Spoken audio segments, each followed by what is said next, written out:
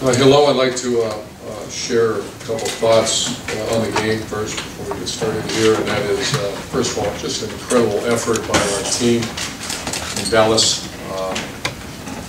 Coach Patterson has been a friend for over 20 years. Incredible respect for that team. That certainly is a top 10 program, top 10 team. First time we got to coach against them, but we saw it Sunday when we started preparation for them. To go down there in that environment and play the way they played, I'm just very proud of them. The champions on defense were Nick Bosa, B.B. Landers, Jonathan Cooper, Devon Hamilton, Malik Harrison, and Jordan Fuller. They were exceptional. And the player of the game was the guy that scored the touchdown. I just got to read these stats for Draymond. 3 tackles, 2 assists, 2 tackles for loss, a sack, 7 quarterback hurries, 1 knockdown, 1 pass broken up, 1 interception, and 1 touchdown. On offense, you had offense line all played very well, very much improved group. Isaiah Prince, Michael Jordan, Derek Mumford, Demetrius Knox. I just want to point out Knox has done so well. Malcolm Pridgeon, the first-time starter against that kind of defensive line, played well. J.K. Tobbins had a great day. Post-contact yardage was awesome. He had 121 total yards.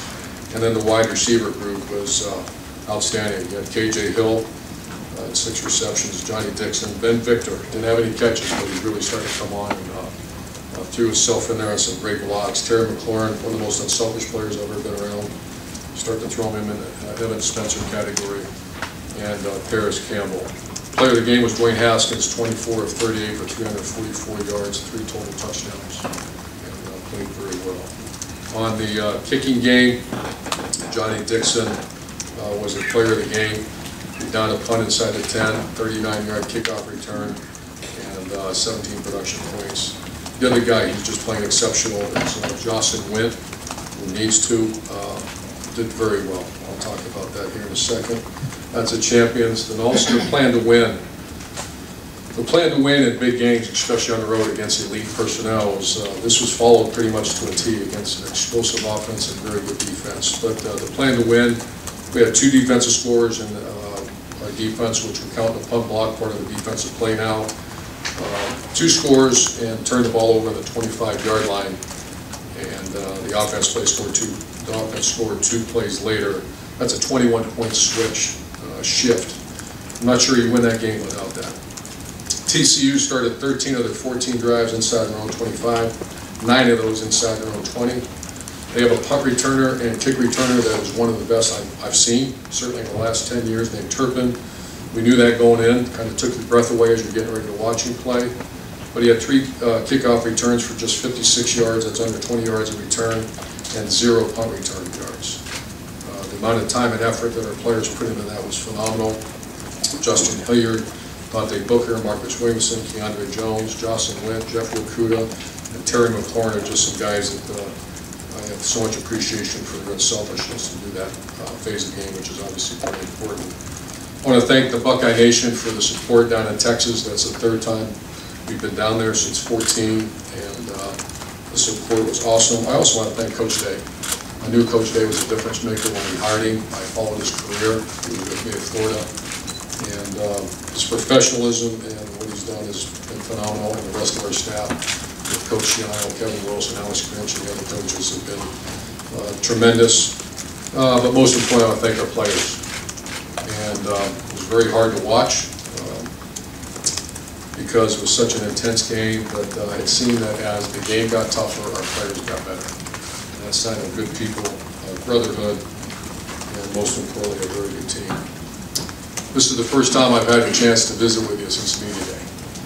And I want to start off by apologizing for that performance. I want to be really clear that there is 0 intent to mislead. The report found that. I did not answer questions with the accuracy that I should have. I didn't listen closely to the questions. And I want to explain why. At the late the night before press conference in Chicago, I received a text message. And the message asked me, would I like to comment on a felony assault arrest in 2015 of Zach Smith. And I was shocked. I had no recollection of a felony assault arrest. I immediately sent a group text out to people, and the people were Gene Smith, Jerry, assistant athletic director. I recall, and a couple of people back here at the office, and to paraphrase the text, it was, I do not recall the events of 2015. Please advise, I do not want to be wrong at media day. And that was out there, and that's what I sent out. About an hour later, I get a phone call from a staff member here, who's our liaison to law enforcement, and he says, Coach, there's no arrest. We can't even find a police report in 2015. The only thing that we see on his record is a divorce and his recent trespass situation that he had in July. And there's nothing to that story. There's nothing to it. I hang up the phone, I go to sleep, I wake up in the morning, and I go to media day. The focus of as I was asked questions, was on that felony arrest that never took place. And so once again, for those of you, I see some of you here that ask those questions, I apologize. I got to do a better job of listening. It's very comfortable for me, obviously, to talk about football and players and teams, but that situation, when I started getting peppered about questions about what I perceive to be a felony assault arrest, that's why I answered the way I did. I've always had a somewhat good relationship with the media. I've always been forthright with you the best I can. If I have not been, I apologize, but there's no intent. There's no intent. For those of you who know me well, some of you don't know me at all, but there's never been an intent to mislead. I would also like to give you a little bit of a timeline of what's happened in the last several years here. In 2012, I was hired at Ohio State, and I was putting together a staff. And the staff was going fast. A lot of activity going on, a lot of recruiting going on. And I looked into Zach Smith. He's worked at 2 other previous universities. I was getting very, very high recommendations about his performance as a recruiter and his knowledge of our offense. I made a decision to hire him. In 2012, 13, and 14, he did a very good job. One of the best recruiters on our staff. Developed an excellent group of receivers. Some would say the 2014 group of receivers was as good as ever played here at Ohio State. In 2015, I received, Gene Smith came up to me on the practice field and told me there was a domestic issue between Zach and Courtney. We were both furious. I remember getting a hold of Zach and telling him, if this is domestic violence, you're fired immediately. Gene Smith reiterated that issue to him, that this would be an instant termination if this was domestic violence. He told us that this was not. He would never hit Courtney. He would never done it, never would do it. And once again, I and Gene made perfectly clear, if this is domestic violence, you're terminated within minutes. And so I then asked Gene, I said, what do I need to do? Gene said, allow the investigation to take place. Do not get involved in the investigation, and we'll update you along the journey. And it was right in the middle of the season, and 15, as you recall, was a very up and down season, and a very intense season. And I was updated throughout that time. As I was receiving updates, as it became close to the conclusion, what I was hearing back from law enforcement is that this was not domestic violence, that this was a very nasty divorce, child custody issues involved, but it was not domestic violence. And finally, in conclusion, that was what we received back, that there was no arrest, no charges, not domestic violence, just a very messy divorce with child custody issues. I then had to make a decision, and that decision was, I've seen Courtney Smith for many years around here with her beautiful children. I made a decision like I have in the past. Once I knew domestic violence was not part of the situation, once again, if it was perfectly clear, and the report shares that. Mary Jo's report came out with that, saying that that she was impressed with our core values of treatment with respect, which we worked so hard on that around here, and then also that I would fire any staff member immediately if I believed or I was told that this was in fact domestic violence. So I made a decision, how do I best help stabilize? I've seen these kids many, many times. Like I said, I've seen Courtney many, many times. I was dealing with a coach that was dealing with work-related issues, all during this time of this separation and divorce. And so I made a decision, and I talked to Gene about it. Let's get in very intense counseling. Let's monitor this closely and try to stabilize this guy so he can be a good father and support the family the way he should. And that's what we did. So we put him in counseling. We watched it very closely throughout the counseling. I was made aware of a couple scenarios, situations that took place. One was a credit card situation where he was supporting 2 homes, I was told, and he maximized his credit cards. Gene and I both sat with him and tried to advise him through that. I was also made aware that through the counseling, university counseling, that he has a prescription drug that he was using more than he should. I again asked what needed to be done, and they assured me he was doing much better. He was getting everything in order, and I actually thought he made it through it. He came out the other end of this very difficult time. His production increased. He looked much better. I saw his children constantly, which I encourage. We have family nights every week, so I see his children all the time. He became, once again, one of our better recruiters. Had a good year, had a great year in 17, and actually had some job offers this year to move on. He made a decision to stay here because he didn't want to leave his children. I thought we made it through. Periodically, when asked about the relationship with him and Courtney, and I was told by him that it was very good. It was very good. So that was in 16, 17, and really the first 6 months of 18, I heard nothing other than things were going fairly well, very well. And then in summer of 2018, we were on vacation. I was back here getting ready for training camp. I'm made aware of a trespassing citation. I call him in immediately off of vacation. I ask, what's this all about? And I find out it's actually 2 months prior to when I found out. I was very upset with him, very angry about not being forthright. And because I have to alert Gene, which I did immediately. I alerted Gene about this trespassing. He made it sound as if he just dropped his kids off at the wrong place. He's supposed to drop them off here. Instead, he dropped them off here. I think he said like a $25 fine or something like that. And I just was so angry that I had to hear about it from somewhere else. I made it clear, you keep me posted on everything. I made it clear up to all our coaches. I need to know before I'm told from you. And I go to Chicago, bring my family to Chicago. On Monday, I'm made aware of a protective order against Zach. Once again, he does not tell me. A protective order is obviously very serious. And I begin to go into termination mentality, and I alert Gene Smith a few hours later, and I fire Zach Smith. One other thing that I was asked several times throughout the investigation, and recently I've been asked, and it's about the deleted text messages or changing the setting on my phone. And I have never deleted a text message. I've never changed the setting on my phone. And I was asked that. I made that clear to the investigators. I've made it clear also many people have access to my phone, including IT people, including to people that help me recruit. It's not uncommon for me to recruit over 100 players a day and send out graphics and videos. I have hundreds of videos of my grandson and other family videos, and what happens is my phone started locking up throughout the spring, and the IT person would take my phone, and whatever he did to increase the storage capacity. And I found out in several months ago, I think late spring is what I was told, is that he had changed my setting to 1 year. So once again, I never changed the setting on my phone. I never changed a text message on my phone.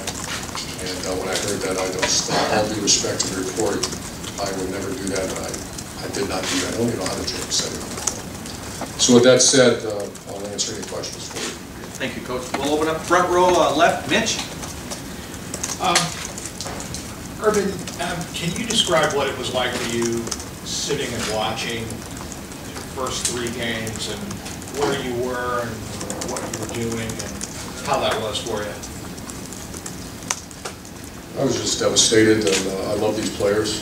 I have such a great respect for these players, and that's why I try to share throughout my career is that how hard these guys work. I think, a lot of times people see number 68 or number 5, number 7, and the time and effort that goes into that, and that's their payday, that's the time they go showcase. I'm not a part of it.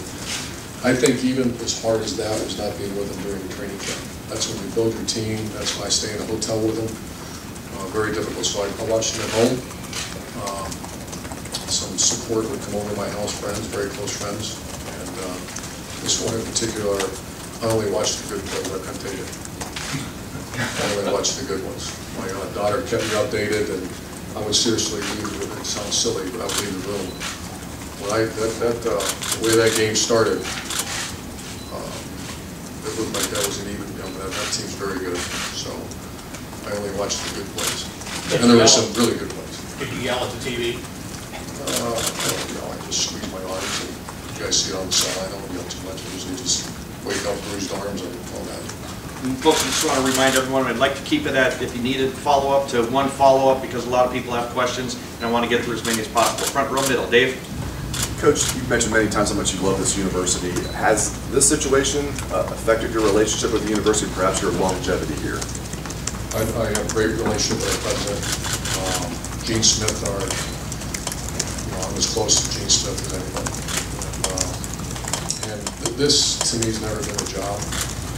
When I took a year off, I wasn't planning on coming back coaching football. I was asked by Gene and the president at the time. Ohio State was going through a hard time, and part of my family didn't want me to coach again.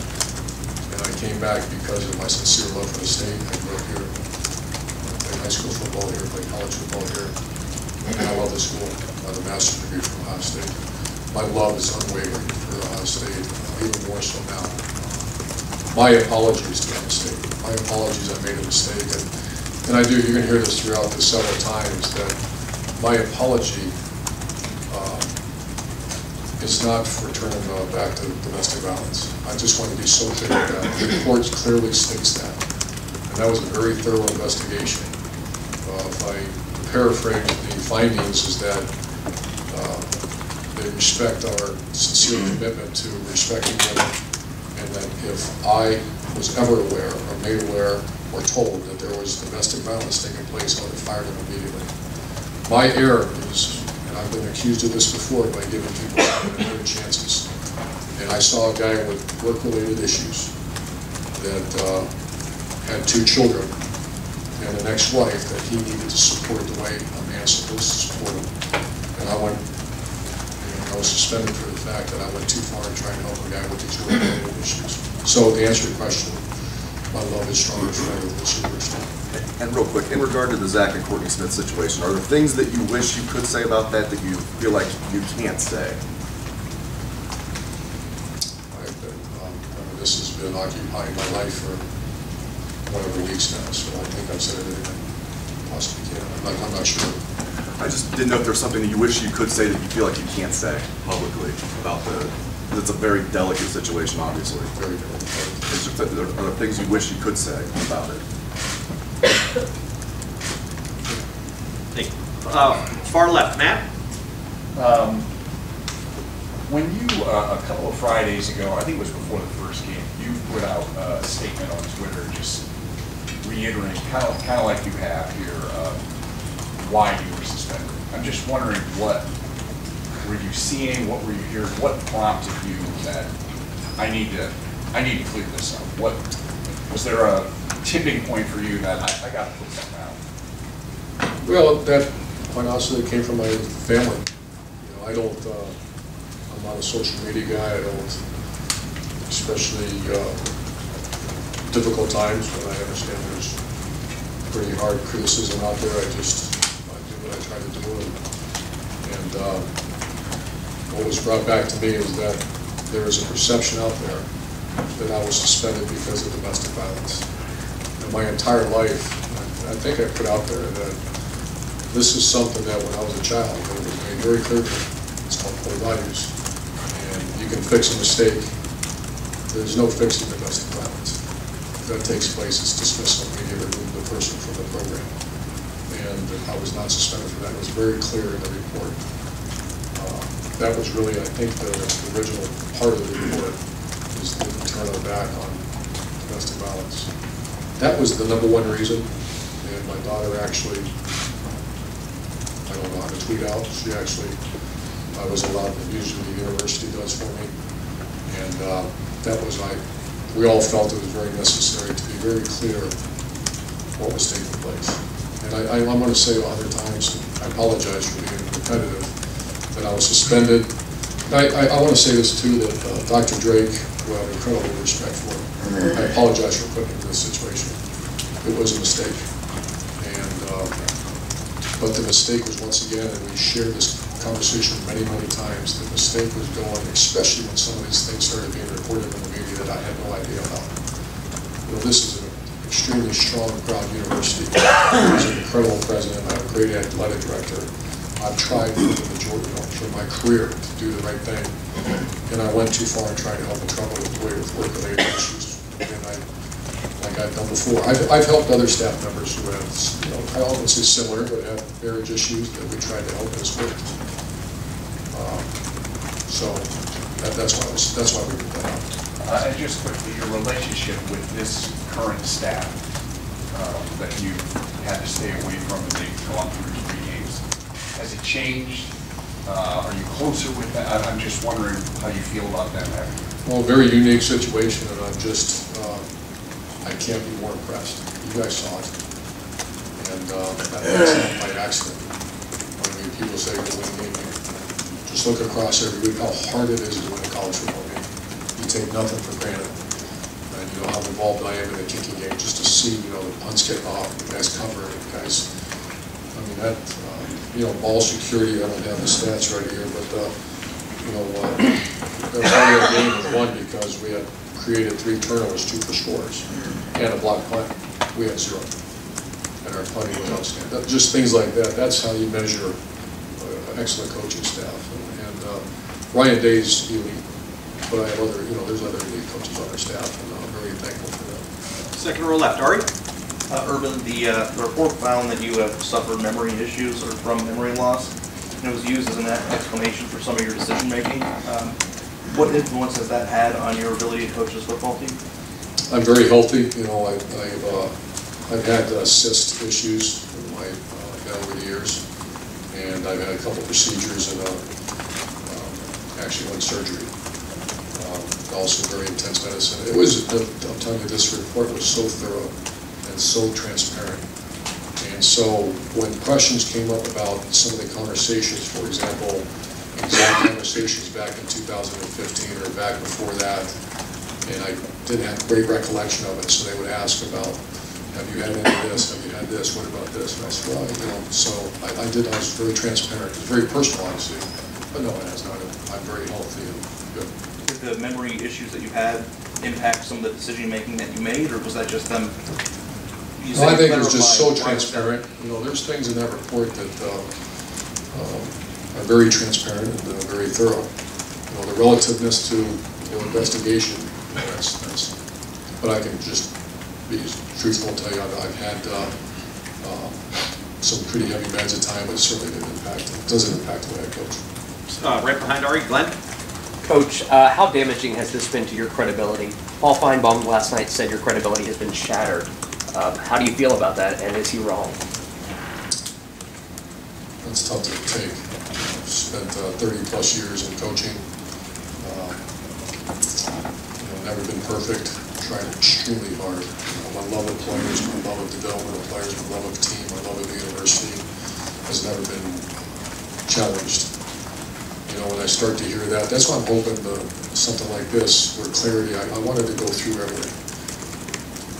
If I did not lie to, if you're talking about lying to the media, I did not lie to the media. I did not do a very good job. Now that's, everybody has a decision to make and a choice to make. I was very clear about why I was doing, why I said what I said, and I apologize for that. If that destroys a guy's credibility, then I apologize for that. Also, did I turn my back to domestic violence? Not one bit. I never would do that. And that's been made perfectly clear after that very thorough investigation. For people who know me know that's absolutely intolerable. I've always been a very strong advocate of anti-domestic violence. I've been accused of giving student athletes more than 1 chance, sometimes more than 2 chances, especially people from very tough situations. Not Tulane situations, but mistakes. And with great success we've had over the years. Not perfect, but great success over the years. I've helped staff members who've had issues over the years. Not exactly like this, but a couple that had marital issues to great success. I erred in going too far to try try to help a guy with work-related issues. And as the investigation took place, these behaviors were showing up that I had no awareness of. So once again,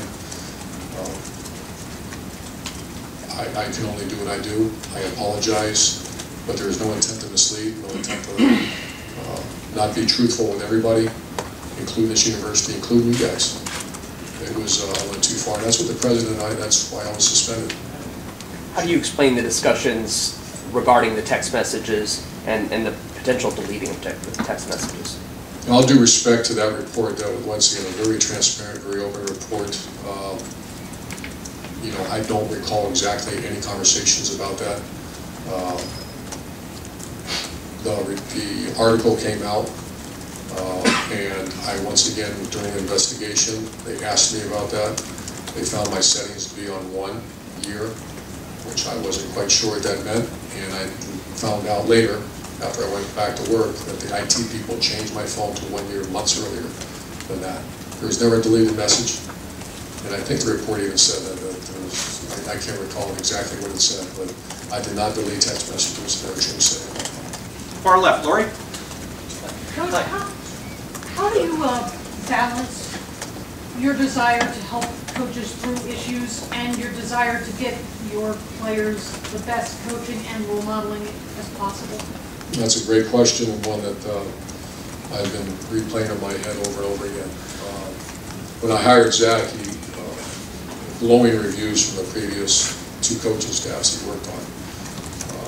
About his family, about his recruiting, about his first few years here were fantastic. You know, in 2012, he took, I think, the leading receiver at 10 catches a year before we got here. We developed Philly Brown, Devin Smith, and those guys. Second year, third year, won a national title. The receivers are elite. 2015, you had an 8-month window of separation, of divorce, work-related issues that we were dealing with. And I had 2 choices. Eliminate him right there, but I just, you know, I saw Courtney around here so many times throughout recruiting, and we have family dinners every week.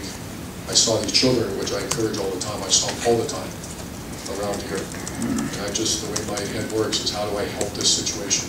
Firing, will that help it? You know, in hindsight, if I knew some of the things I knew after this investigation about his personal behavior that I was unaware of, that's an obvious. But at the time, that's not what was going on. So that's a fine line. I try to have pretty good success rate of hiring elite coaches around here. And really, my entire career, look at all the head coaches. And character is very important.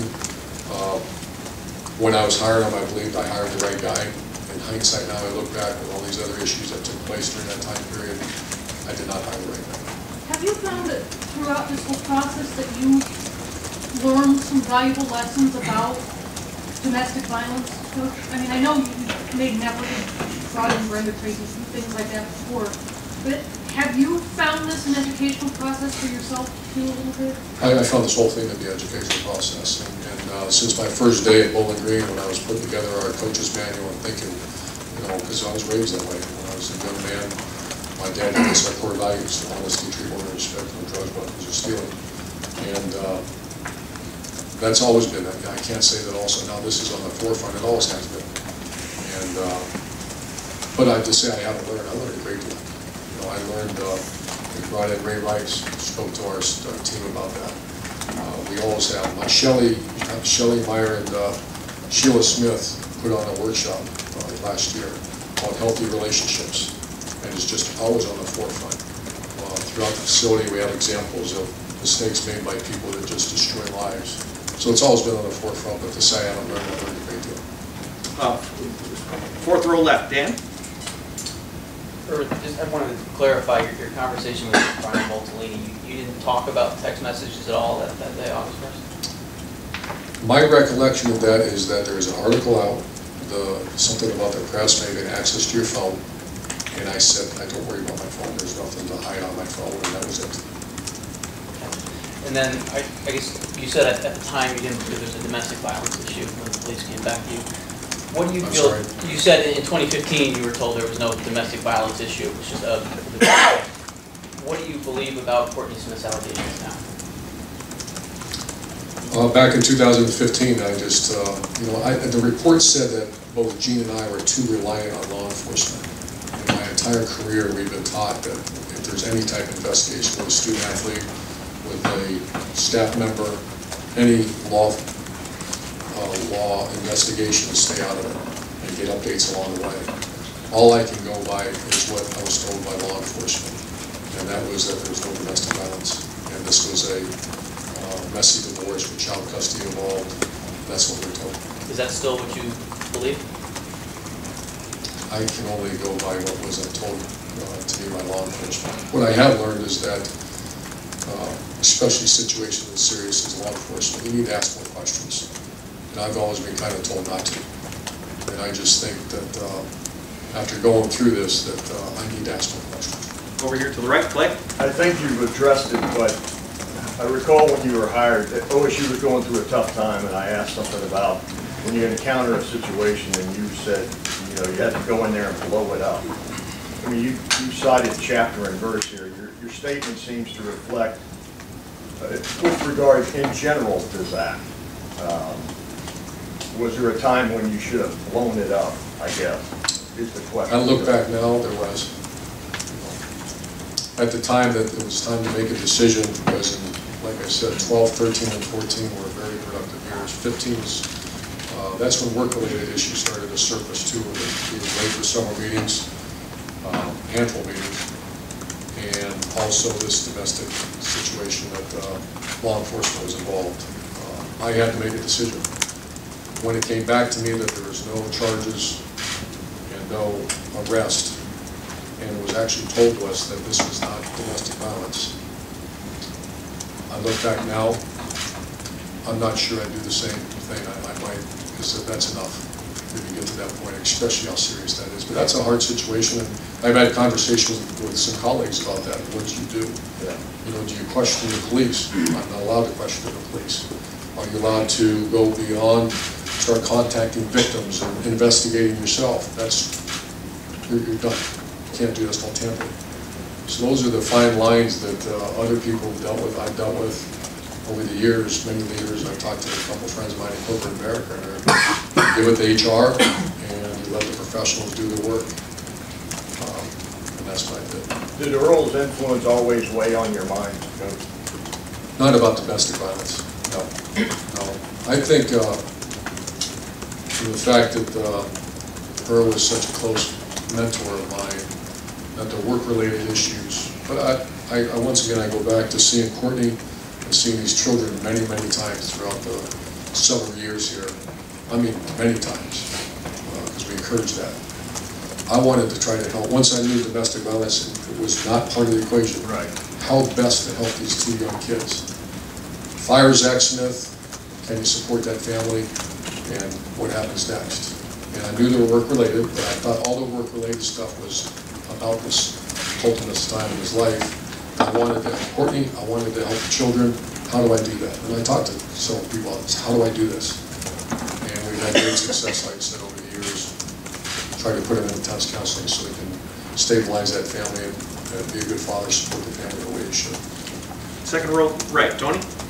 Coach, Ryan Day said that while you were gone, he didn't want to disrupt anything. He wanted to have everything ready for you and just didn't want to rock the boat. When you return, do you sort of do the same thing, even though it's your program, and do you have to do the same thing? You don't want to just come in like a bull in a china shop type of thing. That's a good way of putting it. Bull in a china shop.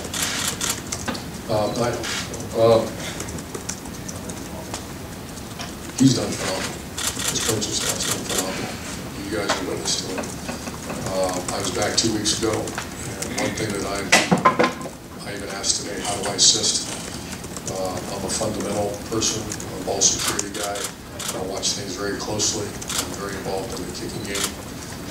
I have not been that involved in the offense. I give my ideas, and I think it's really exceptional. So I'm trying to just help us do the best I can. Do you have an update on Nick Bosa? Yeah, he's getting further tests this week. He went out and played this week. Further tests on abdominal and groin issue that we're dealing with. Third row right, Pat? Urban, when Gene Smith came to you in 2016, to talk about Zach Smith's allegation of domestic violence, why didn't you inform him about the 2009 incident involving Zach Smith at Florida? That was actually in 2015. He came to me. Right. In 2009, I was led to believe this was not domestic violence, no charges filed. I look back now that when he went to 2 other universities, and then he came, and that's when I hired him at Ohio State. That's when I should have made him aware of the situation. In 2015, I can't recall if I did or not discuss the 2009 situation. Yeah, if my recollection is right, Gene Smith said that he was not aware of the 2009 incident. So if you didn't inform him, did you feel like that was in any way covering up a problematic situation? Not covering up, but in hindsight, Pat, I should have. I thought I did, but... Lastly, do you believe that Courtney Smith was ever a victim of domestic violence? I can only rely on what information I received from the experts. Front row right here, Tim. Yeah, Urban, do you anticipate an administrative staff shake-up at all on your staff based on the way things have been brought to you in the past concerning the other things that obviously went on with Zach Smith from a sex in the office kind of situation and all these other things that kind of evidently went on without you knowing about it? Do you anticipate making any changes in that regard? Well, 2 things there, Tim. Number 1 is I need to do a better job creating an atmosphere where football, especially during the season, is so intense. And obviously, I'm a very intense, focused guy, and people need to feel comfortable coming to me if there's any scenario situations like this. I've had started that process.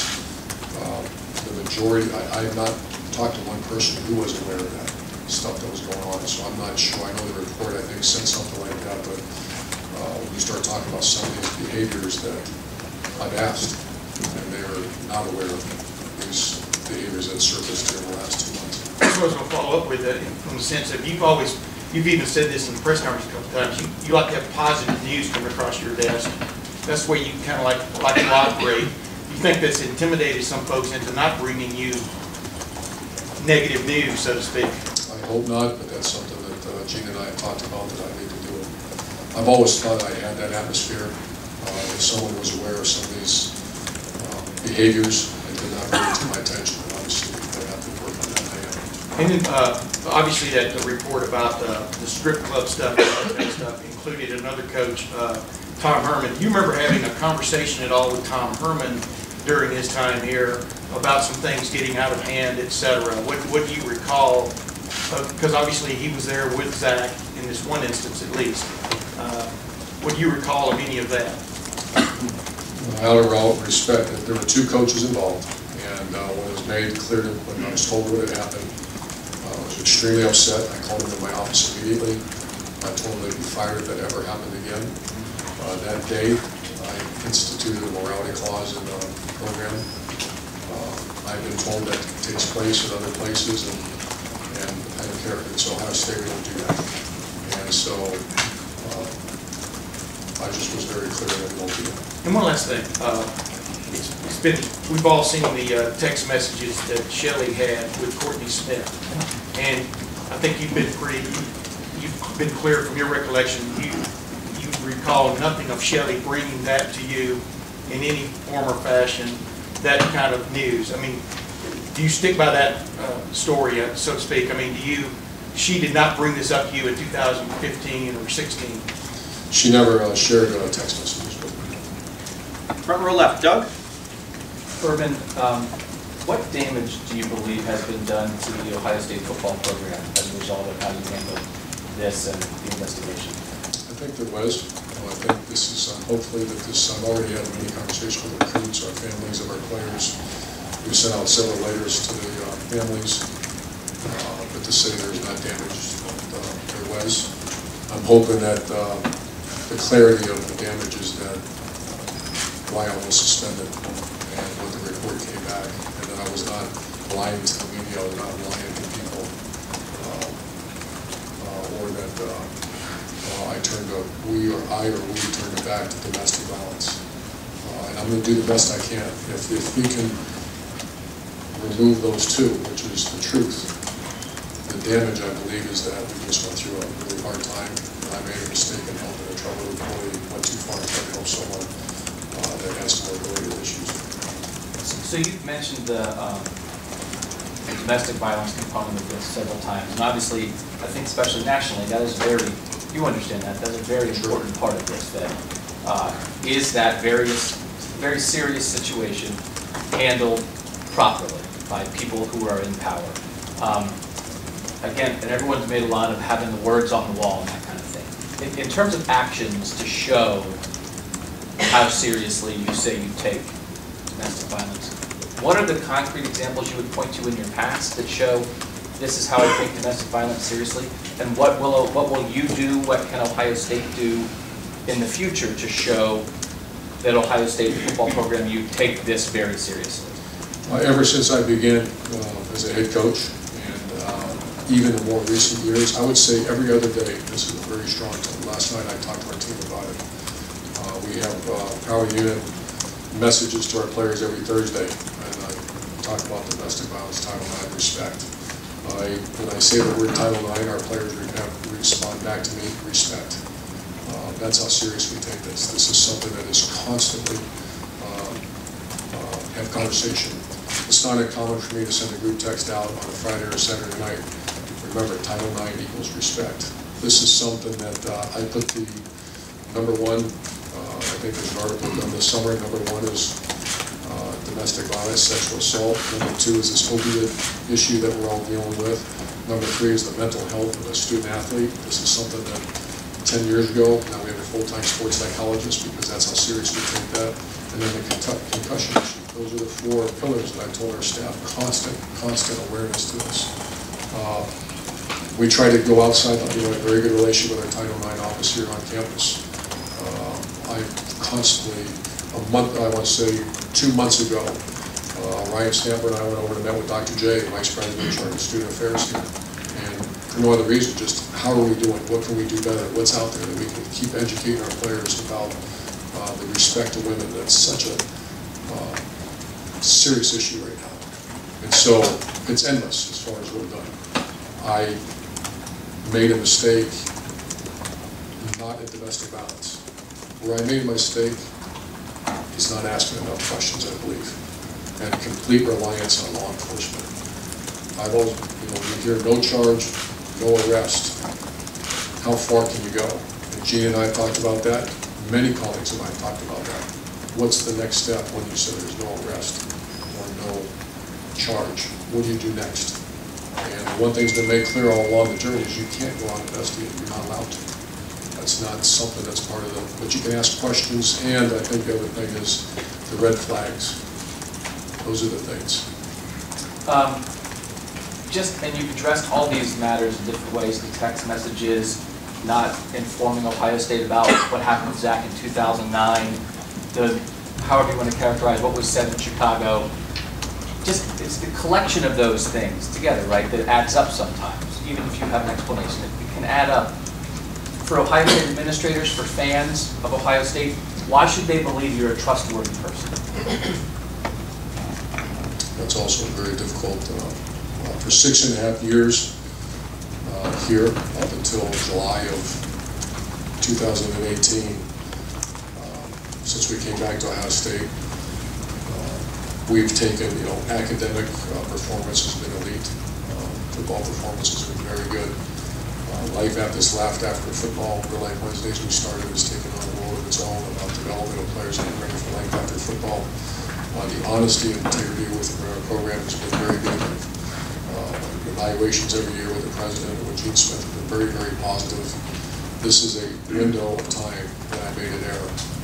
But once again, that's what I'm hoping, and I'm going to keep saying it really for the rest of my life. This was about trying to help a troubled employee with work-related issues.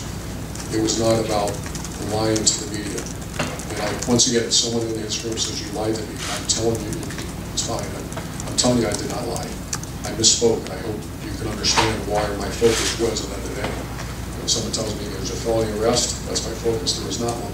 I don't know why this came up, there's no felony arrest, but what about this, what about this? And I did listen closely. So that part I'm hoping people are understanding about.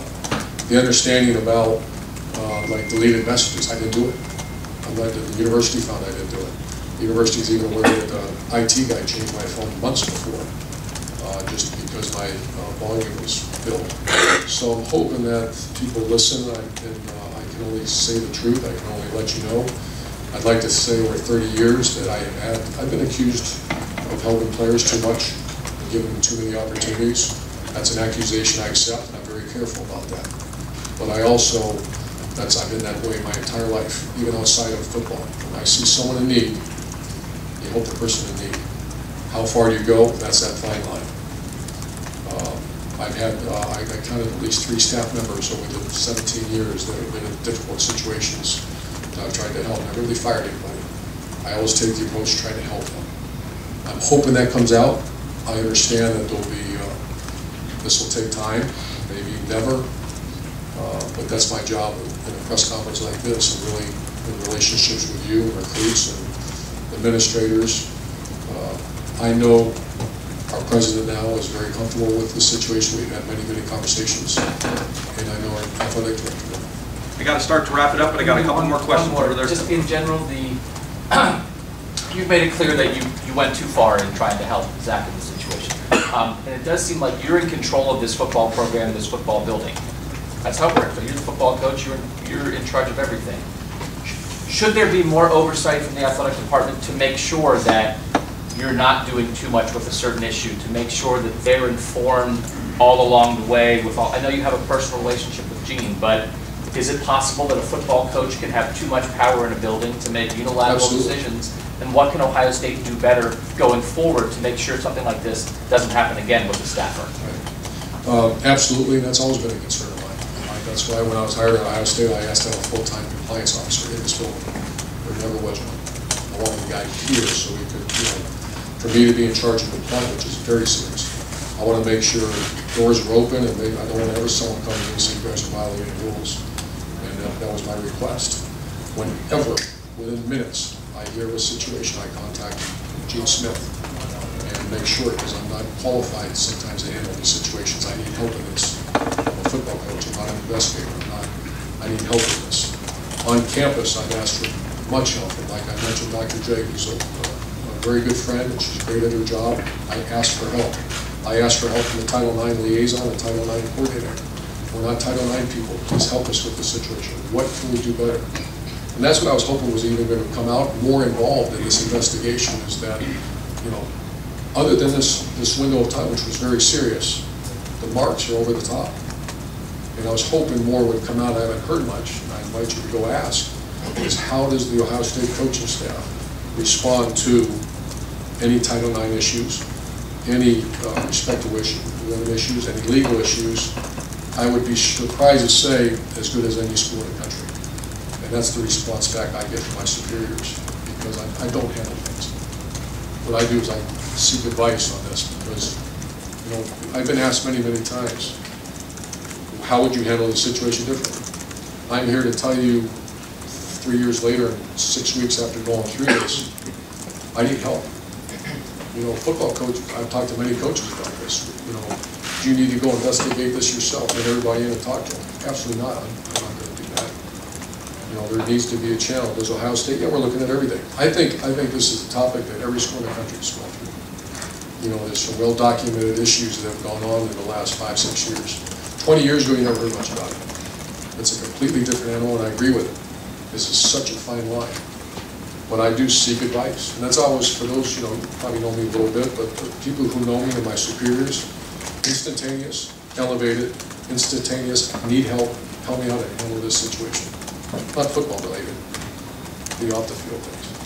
Far left, Rob. Right, Urban, along those lines, there's debate and discussion about how much a head coach should have to know, should have to delve into personal issues and everything. Where do you stand on that? And I think you have said that everything is under your purview, but do you see that as fair, and is that just the way it is? I think at high-profile football programs, that's the way it is. Do I think it's fair? It's, it forced me to be a head coach. I think what goes on in people's homes is very difficult. You know, there are some things brought up throughout this facility that Zach did that completely unaware of. What's your responsibility to know that? That's why I want to create, you know, if someone knows something, I need them to come back. And I've asked a lot, and the people I've talked to in the facility, they were not aware of some of these salacious accusations that were taking place. They were not aware. And so that's, I actually spoke to a friend of mine in corporate America. That's everyone's nightmare. Is you're representing a very proud company, institution, you're responsible for hundreds of people. How much can you really know? The answer is you have to know. Last question over here to the right. Austin? I know that domestic violence obviously is a very sensitive issue. And part of the sensitivity is you get into he said, she said situations. Through this time, the last 10 years, whatever, have you found yourself wondering about the credibility of Courtney and Zach? Is that part of the challenge? I try to stay away from that because I don't, you know, I did ask Zach. Or no, I threatened him. I said, you're fired, I mean, like within seconds if I find out it's domestic violence. People have asked me, why didn't I reach out to Courtney and ask her? I'm not allowed. I'm not allowed. There's an investigation going on. We are still in conversation, Gene and I, and other people, like I said, when that comes across the table, there's experts, there's professionals, they're called law enforcement. Please help us with this. You have rights to go investigate the situation, report back to us, and then we respond. And there's never a charge, never an arrest. How do I respond? And I just want to once again with this saying that what I have learned is ask more questions. Football question, how much better can this offense get? A lot better. Yeah, this is two very good running backs. We can get a lot better. Right, and the last two questions. One question for Bill and one for Austin. Go ahead, Bill. Yeah, you mentioned the stuff that you learned about Zach. None of his job performance evaluations was any of this noted. Can you explain why that was? In 2001 was, I just put personal on there, it was personal work-related issues. We did get a raise one year, I believe that was the year. I did discuss it with him, and once again, it was related to being late to meet a handful of meetings and the other personal issues. During that, it was about an 8-month window that was on there. And you did say that in the ESPN thing today that you haven't talked to Courtney and you might. What would you say to her? I've said it several times, and then I do want to say this, that there was a press conference the day that I found out I was suspended, and I was in the room for about 12 hours straight, not knowing, the investigation, if I recall, was just concluded.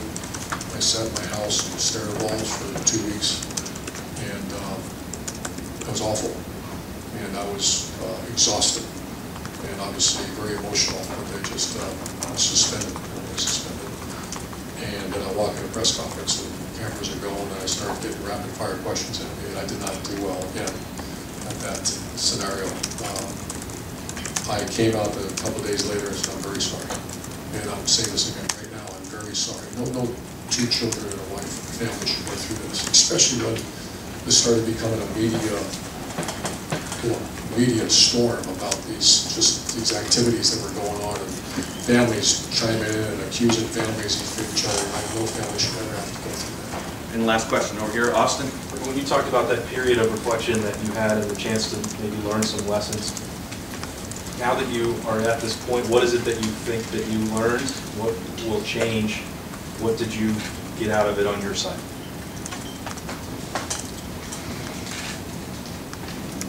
I think, once again, and I've had this question to me about a student athlete, when I try to help a guy, and what doesn't get reported are the great stories, the positive results. Guys' lives change, and they get these opportunities in college football, and education gives you. Same thing about helping a staff member through a very terrible divorce or when there's young children involved. This was a scenario that there were so many other outside forces coming in on both sides, and families on both sides. And this behavior that was going on that we were unaware of. I learned a lesson, and that's, how far do you go to try to help someone? And I'll be honest, to this day right now, I struggle with that, because I've always gone on trying to go help someone, especially the people in those difficult situations. I always see, we have these family nights. I see 2 children, beautiful kids. I see them around our office, I'd say once a week, and that's throughout the whole year. I encourage our families to be around there. I've seen Courtney many, many, many times over the years, and I start to see these families, and part of the obligation of a leader, especially the way we do it here, is you're obligated to them, to do the right things, to follow the rules, to perform on the field so people don't lose jobs, so families get uprooted. And that's the way my mind works.